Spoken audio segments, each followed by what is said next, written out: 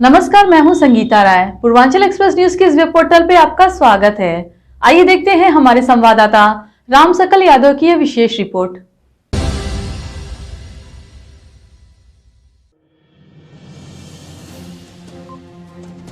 जिले के एक गेस्ट हाउस में दीप मेला कार्यक्रम में पहुंचे भाजपा सांसद दिलेश लाल यादव निरहुआ ने कहा कि समाजवादी पार्टी द्वारा बाढ़ क्षेत्र को बीजेपी का पिकनिक स्पॉट कहने और अर्थव्यवस्था पर सवाल उठाने के बाद बीजेपी सांसद दिनेश लाल यादव निरहुआ ने मंगलवार को पलटवार किया।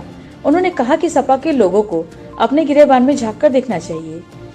उनके जिले में 10 विधायक हैं। पिछले कुछ वर्षों में सांसद भी उनके ही रहे हैं। अगर इन्होंने काम किया होता तो आज बांध क्यों टूट रहा होता, और अगर जगह जगह रिसाव हो रहा है तो ये क्यों हो रहा है।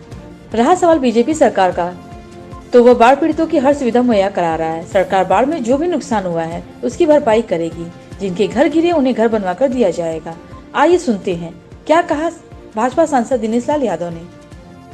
मैं खुद जाकर के वहाँ सिंचाई मंत्री जी आए थे, उनके साथ मैं खुद जाके दौरा करके आया और सिंचाई मंत्री जी ने खुद फोन करके हर विभाग को ये बताया, अपने विभाग को तो बताया ही, बाकी लोगों को भी उन्होंने अवगत कराया कि यहाँ की स्थिति ठीक नहीं है। जो ये बांध बना हुआ है जगह जगह से रिस रहा है और ये जो है तुरंत इसको पास करके और जैसे ही ये पानी घटता है काम शुरू हो जाए और कम से कम 10 फीट उस बांध को और ऊंचा बनाया जाए और मजबूत बनाया जाए, क्योंकि स्थिति दयनीय है।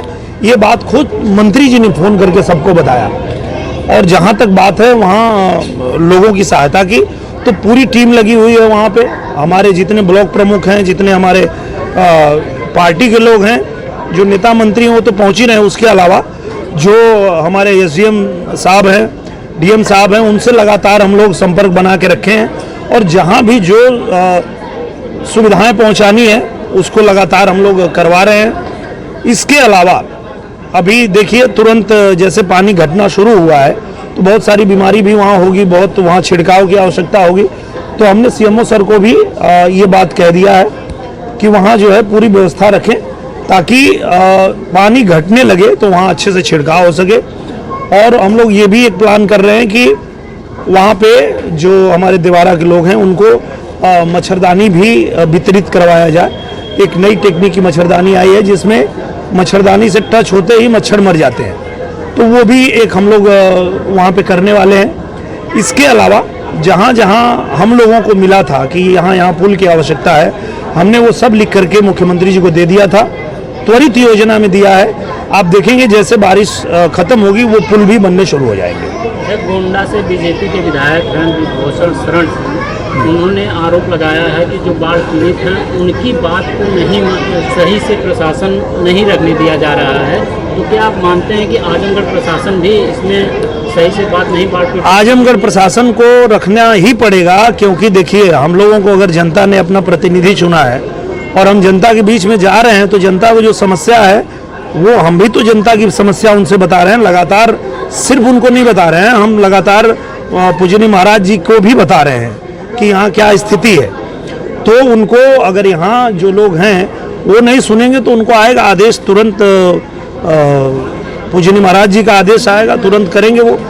क्योंकि ऐसा नहीं है कि यहाँ कोई उनको जो लोग बाढ़ से ग्रसित हैं उनकी खबर लेने वाला कोई नहीं है कि ये लोग अपनी मनमानी कर लेंगे, ऐसा नहीं हो पाएगा। क्योंकि यहाँ जो स्थिति है, एक एक पल की स्थिति जो है, हम लोग संबंधित मंत्रालय को भी हमने अभी पूजनीय हमारे महाराज जी को तो बताया ही, जो हमारे सिंचाई मंत्री हैं माननीय स्वतंत्र देव जी, उनको भी मैंने अवगत कराया। वो भी आने वाले हैं, वो भी आकर के और देवारा के लिए बहुत बड़ी घोषणा करने वाले हैं। तो हम लोग लगातार संपर्क में बने हुए हैं और यहाँ किसी की कोई मनमानी नहीं चलेगी। उसके लिए निश्चिंत रहिए, जिसका जो हक है, जिसका घर गिरा है उसको घर भी बना के देना है। और जो जिनका नुकसान हुआ है, हम लोगों ने लेखपाल को भी ये बात कह दिया है कि आप सबका जो नुकसान हो रहा है वो सब लिख करके और प्रशासन को मुहैया कराइए ताकि उनको सुविधा मिल सके। समाजवादी पार्टी ने आरोप लगाया है कि यहाँ का जो जिला प्रशासन है वो पूरी तरह नाकाम है और मंत्री और सांसद सिर्फ और सिर्फ केवल पर्यटक स्थल बनाए हैं, वो केवल जा रहे हैं और घूम के आ रहे हैं। इस पर क्या बाढ़ क्षेत्र? जी, अगर समाजवादी पार्टी के लोग अपने दामन में झांकते तो उनको पता चलता कि 10-10 विधायक आपके हैं और इतने साल से आप लोग यहाँ आजमगढ़ में थे, क्या रहे थे आप? क्यों वो बांध रीस रहा है? किसके वजह से रीस रहा है? क्या कर रहे थे आप?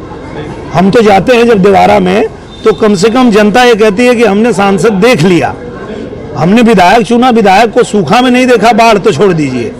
तो अपने दामन में झांके समाजवादी पार्टी हम लोगों को न सिखाए कि हमको कैसे काम करना है। मुझे लगता है समाजवादी पार्टी अगर एक पैसा भी अपने जिम्मेदारियों को निभाई होती तो आज देवारा की ये स्थिति ना होती। पर देवारा ने अब जब कमल खिलाया है तो आप देखिए, अभी तो 2-3 महीना हुआ है, पूरी तस्वीर कैसे बदलती है और कैसे बदल के हम लोग दिखाएंगे, वो समाजवादी पार्टी भी देखेगी और आप लोग भी देखिएगा। नेता समाजवादी पार्टी के नेताजी के निधन के बाद क्या लगता है आजमगढ़ में आपकी राजनीति और खासकर समाजवादी पार्टी की राजनीति पे कितना असर पड़ेगा? देखिए, पूजनीय नेताजी हम लोग के बीच में नहीं रहे। उन्होंने हमेशा जमीन पे रह के और जमीन से जुड़ के काम किया और निश्चित रूप से उनके जाने का दुख पूरे देश को है।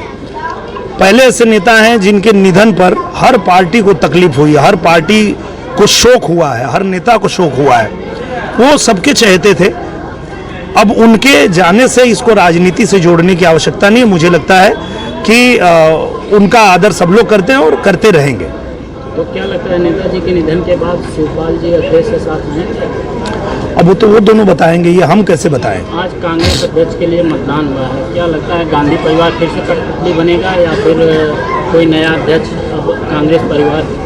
अब वो तो उनके ऊपर डिपेंड करता है कि वो लोग अपना भविष्य कैसा चाहते हैं, क्योंकि उनका भविष्य गर्त में इसीलिए है कि वो परिवारवाद करते हैं।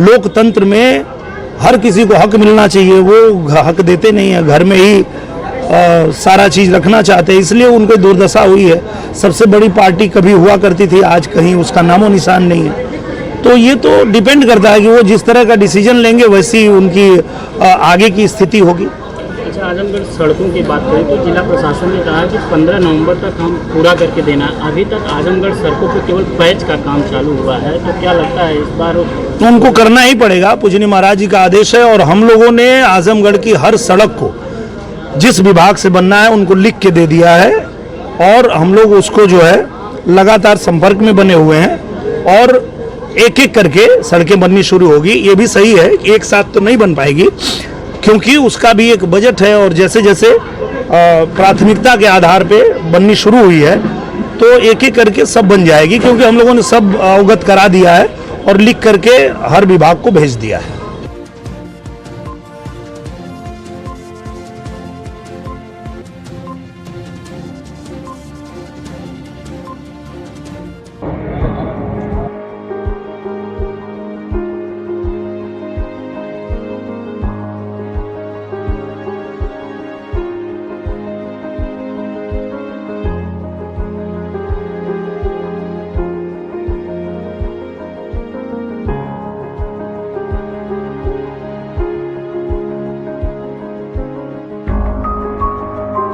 अगर आपको हमारी खबर पसंद आई हो तो हमारे चैनल को लाइक, सब्सक्राइब और शेयर जरूर करिए।